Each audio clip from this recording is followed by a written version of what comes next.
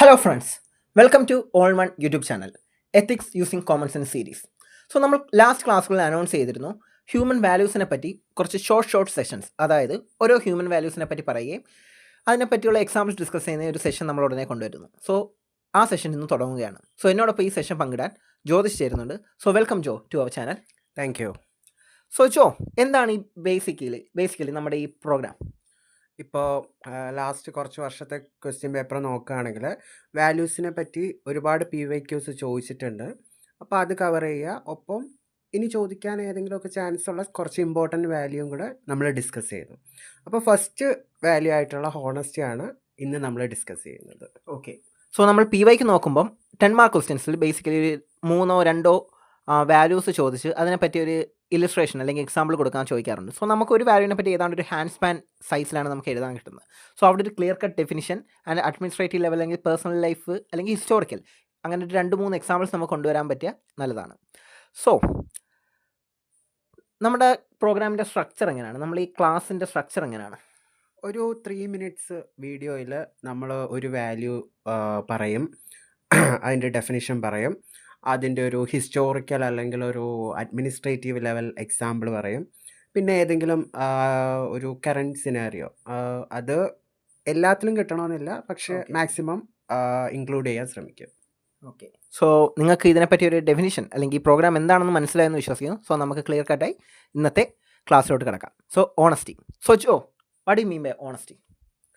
ഇപ്പോൾ ഓണസ്റ്റിയുടെ ഒരു മലയാളം എന്തെന്ന് വെച്ചാൽ സത്യസന്ധത. Yeah.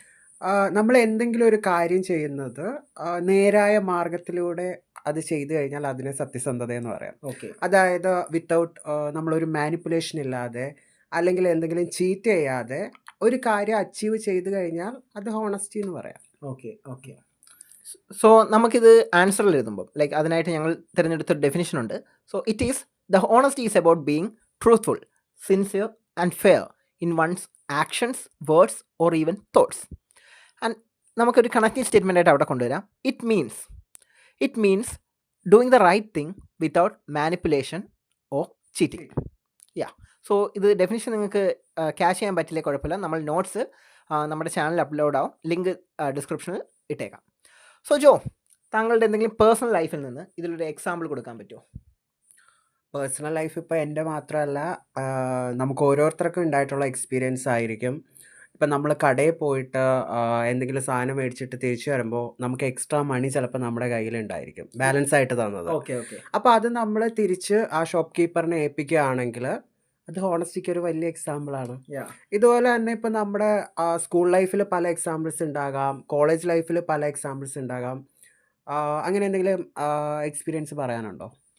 ഞങ്ങൾക്ക് സത്യസന്ധത എന്ന് പറയുമ്പോൾ തന്നെ ആദ്യം ഓർമ്മ വരുന്നത് ഞങ്ങളുടെ ക്ലാസ് റെപ്പിനെ പറ്റിയാണ് കോളേജിൽ. ഓക്കെ. സോ അവ അന്ന് ചെയ്യുന്നത് വെച്ചാൽ ഓണപരിപാടിക്ക് നമ്മൾ ഫണ്ട് ഇട്ടു.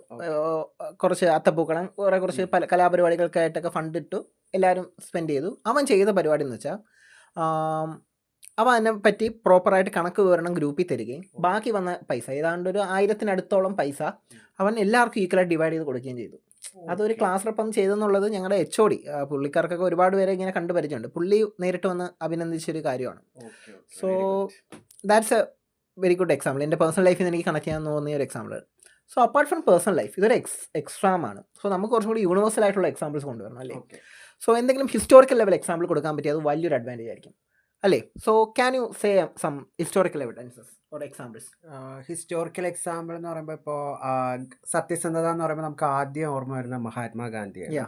അപ്പോൾ ഗാന്ധിജിയുടെ ഒരു 1920 വന്നൊരു മൂവ്മെൻ്റ് ആയിരുന്നു ഏത്? Non corporation movement.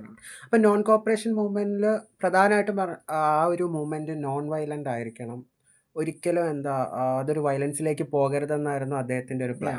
പക്ഷേ എപ്പോൾ 1922 ചൗരി ചൗര ഇൻസിഡൻറ്റ് അതിൻ്റെ ഭാഗമായിട്ട് വന്നു. അപ്പോൾ ഈ മൂവ്മെൻറ്റ് അപ്പോൾ തന്നെ നോൺ വയലൻസിൽ നിന്നും വയലൻസിലേക്കായി. അതോടുകൂടി ഗാന്ധിജി ഈ മൂവ്മെൻറ്റ് വിഡ്രോ ചെയ്യുക ചെയ്തത്. ഒരുപാട് പ്രോമിനൻ്റ് ആയിട്ടുള്ള ലീഡേഴ്സ് പറഞ്ഞു ഇത് വിഡ്രോ ചെയ്യരുത്, നല്ല സക്സസ്സിൽ പോകുമായിരുന്നു. അപ്പോഴാണ് ഗാന്ധിജി അത് വിഡ്രോ ചെയ്തത്. അത് അദ്ദേഹത്തിൻ്റെ ഹോണസ്റ്റി തന്നെയാണ്. കാരണം നോൺ വയലൻസിലേക്ക് പോകരുത് എന്നുള്ളതായിരുന്നു. Okay. So he stay true to his words അല്ലേ? സോ ഇതൊരു അഡ്മിനിസ്ട്രേറ്റീവ് ലെവൽ എക്സാമ്പിൾ ആണ്. നമുക്കിവിടെ അഡ്മിനിസ്ട്രേറ്റീവ് ഇത് ഹിസ്റ്റോറിക്കൽ ലെവൽ എക്സാമ്പിൾ. സോ നമുക്കിത് ഒരു അഡ്മിനിസ്ട്രേറ്റീവ് ലെവൽ എക്സാം ആണ്. സോ നമുക്കിവിടെ ഒരു അഡ്മിനിസ്ട്രേറ്റീവ് ലെവൽ എക്സാമ്പിൾ കൊണ്ടുവരാൻ പറ്റിയാൽ വളരെ അഡ്വാൻറ്റേജ് ആയിരിക്കും. സോ അങ്ങനെ എന്തെങ്കിലും എക്സാമ്പിൾ? അങ്ങനെ വരുമ്പോഴത്തേക്ക് സത്യേന്ദ്ര ദൂബെയുടെ എക്സാമ്പിൾ Yeah. പറയാൻ പറ്റും. അദ്ദേഹം ഒരു ഇന്ത്യൻ എഞ്ചിനീയറിംഗ് സർവീസ് ഓഫീസറായിരുന്നു. അപ്പോൾ ഈ ഗോൾഡൻ ക്വാഡ്രിലാറ്ററൽ നമ്മുടെ ഒരു റോഡ് ഇൻഫ്രാസ്ട്രക്ചർ പ്രോജക്റ്റാണ്. അതിൻ്റെ കറപ്ഷൻസ് ഒക്കെ എക്സ്പോസ് ചെയ്തുകൊണ്ട് സെൻട്രൽ ഗവൺമെൻറ്റിന് കത്തെഴുതി. ഓക്കെ. അദ്ദേഹം ഒരു വിസിൽ ബ്ലോവറാണ്. അപ്പോൾ പിന്നെ പിൽക്കാലത്ത് അദ്ദേഹം കൊല്ലപ്പെടുകയാണ് ചെയ്തത്. പക്ഷേ ആ ഒരു പോസ്റ്റിൽ ഇരിക്കുമ്പോഴത്തേക്കും അത്രയും ഹോണസ്റ്റി അദ്ദേഹം കാണിച്ചു. Okay. കറപ്ഷനെ എല്ലാം എക്സ്പോസ് ചെയ്തുകൊണ്ട് സെൻട്രൽ ഗവൺമെൻറ്റിന് കത്തെഴുതി. അപ്പോൾ വലിയൊരു ഇപ്പം ഈ ഹോണസ്റ്റി എന്ന് പറയുമ്പോൾ തന്നെ ഒരുപാട് പേരുടെ മനസ്സിലും ഈ ഒരു എക്സാമ്പിൾ വരും, സത്യേന്ദ്ര ദൂബെയുടെ. സോ വലിയ മനുഷ്യൻ. സോ നമുക്കിപ്പം GS1 എന്നൊരു നമ്മളൊരു എക്സാമ്പിൾ കൊണ്ടുവന്നല്ലേ, ഗാന്ധിയെ കൊണ്ടുവന്നു ആൻഡ് അഡ്മിനിസ്ട്രേറ്റീവ് ലെവൽ കൊണ്ടുവന്നു. ഇനി എന്തെങ്കിലും ഒരു നമ്മുടെ പോളിസീസ് ആക്ട്സ് വഴി അങ്ങനെ എന്തെങ്കിലും നമുക്ക് കണക്ട് ചെയ്യാം? ഇപ്പോൾ സത്യേന്ദ്ര ദൂബെ കറപ്ഷനെതിരെയാണല്ലോ പോരാടിയത്. അങ്ങനെ കറപ്ഷൻ്റെ അവോയ്ഡ് ചെയ്യാൻ നമുക്കൊരു ഇന്ത്യ എഗെയിൻസ്റ്റ് കറപ്ഷൻ, അതെന്തുമായിട്ട് സംബന്ധിക്കുന്ന ക്യാമ്പയിനാണ്? ലോക്പാൽ ലോകായുക്ത. അതെ, ലോക്പാൽ Okay. ലോകായുക്ത 2013 വന്ന ആക്റ്റാണ്. അപ്പോൾ ഈ പബ്ലിക് സർവൻസിൻ്റെ കറപ്ഷൻ തടയുക എന്നുള്ളതാണ് ഇതിൻ്റെ ഒരു മോട്ടീവ്. Okay, അപ്പോൾ okay. ലോക്പാൽ ലോകായുക്ത നമുക്ക് അതിലൂടെ പബ്ലിക് സർവൻസ് അതിലൂടെ ഓണസ്റ്റി എന്ന വാല്യൂ അപ്ഹോൾഡും ചെയ്യാൻ പറ്റും. അപ്പോൾ ലോക്പാൽ ലോകായുക്ത ആക്ട് നമുക്ക് എഴുതാൻ പറ്റുന്ന ഒരു കാര്യം. സോ GS2 ലെവലിൽ നിന്ന് നമ്മൾ കൊണ്ടുവന്ന എക്സാമ്പിളാണ് ലോക്പാൽ ലോകായുക്ത ആക്ട്. ഇതുവഴി നമ്മൾ പബ്ലിക് സർവൻസിൽ ഓണസ്റ്റി ഉറപ്പുവരുത്തുകയാണ് ചെയ്തത്. സോ അത്രയേ ഉള്ളായിരുന്നു ഇന്നത്തെ സെഷൻ.